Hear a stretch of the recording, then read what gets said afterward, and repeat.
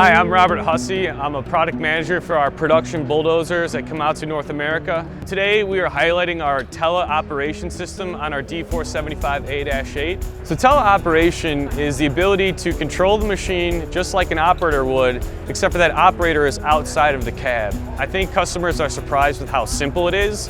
When you look at the console, all of the controls are in the exact same spot as they would be in the cab. And so it truly is taking that operator out of the cab and putting him in a console away from the machine, but still able to maintain that productivity. Now the advantages of teleoperation are that it enables us to remove the operator in hazardous environments. So good examples of that would be if there's a high wall collapse, if you have a dozer pushing a stockpile with a bottom feed conveyor where there's some risk of air pockets. And by removing the operator from the cab, we're allowed to reduce the risk and take them out of the application where they might be in harm's way. Now there's some additional items that come on the bulldozer to make a teleoperation spec. So as you can see behind me, we have the indicator lights mounted to the ROPS. So the red light is going to indicate any sort of system error that the system's not ready to go. Amber is going to indicate that the system is armed and ready to be put into teleoperation. When you see a green light, that means there is a person in the cab operating the bulldozer normally.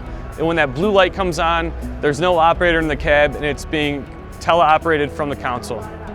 This model has been in the market now for about 3 years, and what we're really highlighting today at MINExpo is our additional productivity with this bulldozer. So on the prior model, you had the same horsepower in forward and reverse.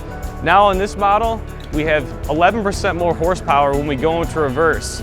The advantage there is the dozer can move faster in reverse, get back into that slot, and get moving. We've also improved our blade linkage on this model. So historically we had a K-brace link in the front which had more maintenance points than our new design here with our mono link. One thing I'd like to highlight on the D475A-8 is our commitment to serviceability.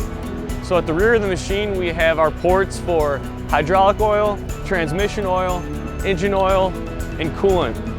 We also have a fast fill for our fuel right here, as well as centralized ground level grease points. So the first thing operators are going to notice when they operate the D475A-8 is just how quiet it is in the cab.